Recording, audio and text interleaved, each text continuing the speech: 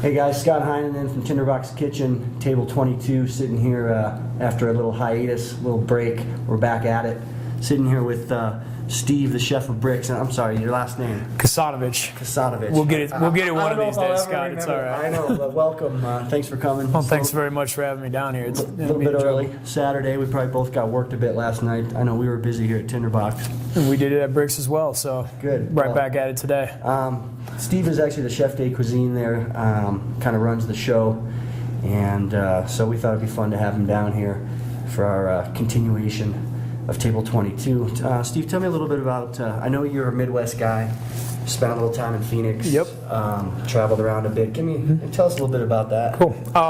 Yeah, so from Wisconsin originally, started working in restaurants when I was about 20, 21 years old, various bar and grill type things. Ended up down in Madison, working for a bar and grill where my boss had some fine dining experience, got me into food.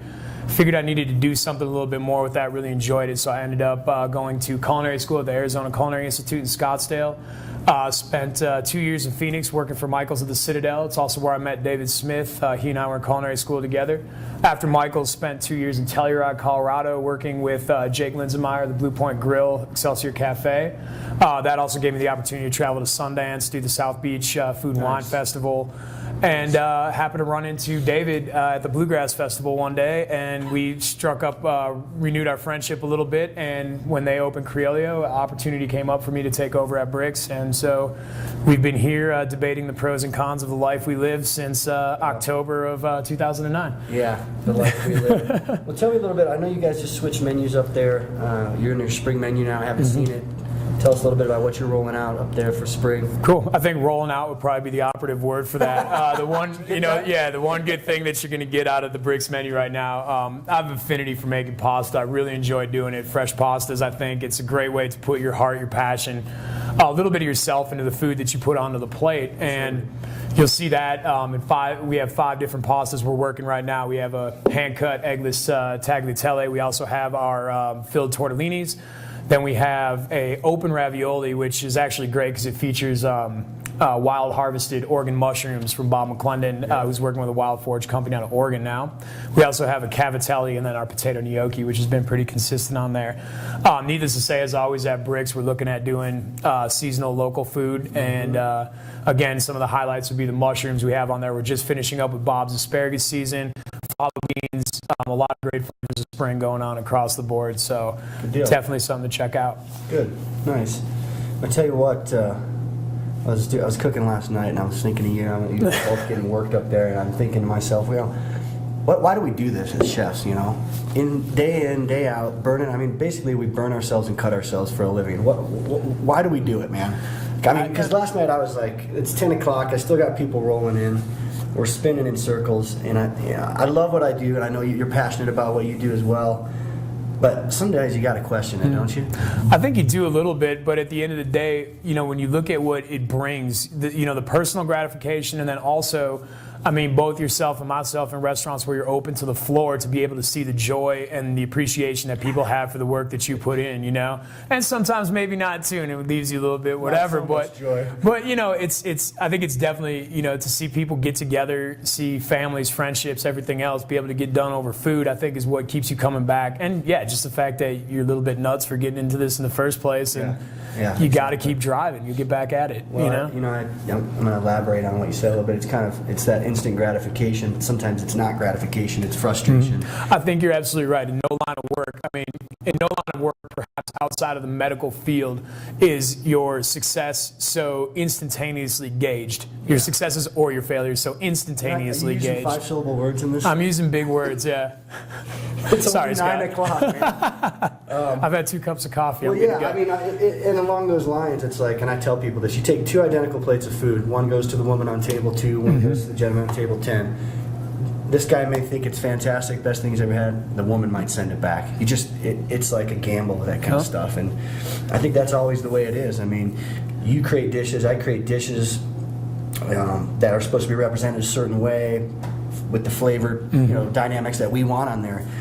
does he or she always like that? Not necessarily. Right, and I think that's, it's kind of the dice roll that you get with this business, but I mean, it's sticking to what you know, and I think you and I both know that you stick to what you know works. I mean, at the end of the day, if you're walking out with 99% of your customers happy, hey, guess what? I mean, we've had the last 2 presidents of the United States. I can't get half the people in the country to like them. So if I got 97% of the people liking my food, I'll be doing all right. You know what I mean? I get it. So. Yeah, I mean, it's the ultimate. I call it the ultimate struggle is, and along the lines of the food. I know you experience it with service staff and getting that front of the house and back of the house to mesh, if only for that 6-hour shift. Yeah. And I call that the grand struggle because you got 6 front of the house people that we've been here 10 hours before we even go to service.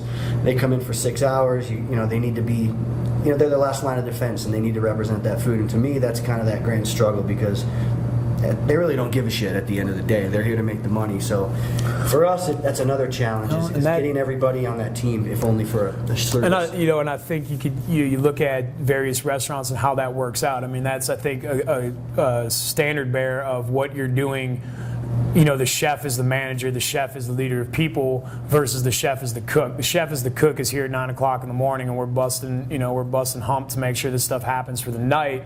And then things change just a little bit once everybody else starts rolling in, and now you got to become that leader. You got to say, we are going to pull this together for 6 hours. You are going to represent my food, and all of this leads to all of us making money. And I think when you can get that entire teamwork perspective put together, you can have some amazing nights. And if it doesn't come together, that's when you walk out of here really questioning what you're doing why you're doing this. I mean, and I've never felt along those lines, and I know every chef probably experiences this. You can go from feeling elated to feeling walking out with your tail between your legs in an instant. And so that's. Being a chef, working in kitchens, long hours, many years of doing it, it's physically exhausting, but it's also very mentally draining. And I think the further you get into it, the more mentally draining it gets versus physical. It's like you can find a way to get yourself out of bed. The question is, can you motivate yourself to get after it the same way you did yesterday? Right, and that's what I tell people, man. We might have been heroes last night. It's a brand new day. That's exactly the way it goes. Indeed. So, if you weren't a chef, what else would you do for a living? Honestly, I have no idea at this point in time because I've been doing this so long. But a lot of people do call me when they ask about what my past was and whatever. And it's, I finished high school and I went to college, University of Wisconsin Eau Claire, 4-year degree, Bachelor of Arts in Political Science. Oh God! And actually took my law school entrance exams twice. And shit, man. Yeah, I was actually on my way to being a lawyer before I found food. So that was kind of my plan. Thank God the latter happened. Luckily my grades weren't good enough to get in. So food ended up working for me. So I think that would probably be where I would have ended up. Possibly teaching, I think too, might have been a possibility. And I think you see a lot of that correlates in the work of the kitchen too.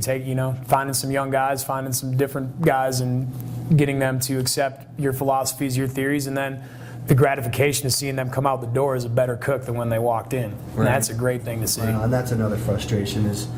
Not finding. And everybody thinks, and I text you sometimes, and I'm like, you ever have that? You ever feel like just wiping the whole staff clean and starting over, and you're like every other week? Yep. So it's. I think one of my favorite quotes is, "I'm gonna fire everybody and then quit." Yeah, mine is, "I wish I could clone myself." There you go. Without the pessimistic attitude. I had my chef de cuisine when I worked in Phoenix at Michael's. His grand plan in life was to create an army of evil robot cooks that would be built in his mold, and then he wouldn't have to deal with it anymore. That was his grand plan. So, it's pretty funny to see. Another interesting question I like to ask.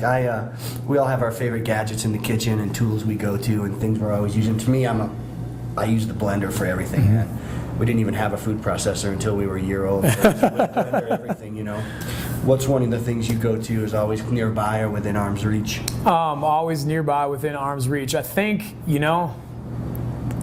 up there, we're somewhat limited in the equipment that we have. Besides a glass of beer. Yeah, the glass of beer is always there. I mean, honestly, the thing I find myself reaching for more than not, especially with this menu currently, is just a little box of knickknacks with various pasta cutting attachments and things like that. Right. It's amazing the amount of things you can accumulate over the course of 5-6 years.